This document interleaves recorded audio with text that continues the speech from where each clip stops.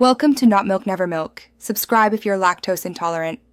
You start by confirming materials and precise measurements so the lock fits and functions.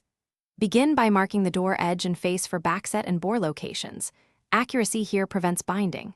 Once done, clamp wood securely and drill pilot holes at low speed, then bore final holes with the correct bit. Make sure to deburr holes and file the strike recess so the latch sits flush. These first cuts determine alignment and reduce friction for the mechanism later. Now you fit the latch, spindle, and faceplate, focusing on alignment and smooth operation. Insert the spindle and rotate to check for binding. Tighten set screws incrementally to avoid misalignment. Once the latch operates freely, mortise the edge for the faceplate, mill to 1/8 inch depth so it sits flush. Then mount screws loosely, close the door, and adjust the strike plate with shims to achieve a 1 to 2 mm clearance. This prevents scraping, while ensuring you finish by permanently securing components and validating repeatable operation. Apply thread locker or a small epoxy bead on fasteners, then torque to specification and clean any squeeze out.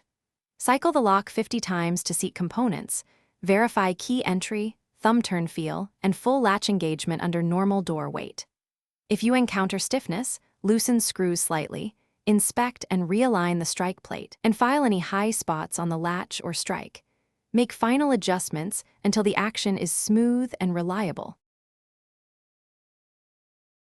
Thanks for watching. If this was helpful, leave a like and consider subscribing. See you next time.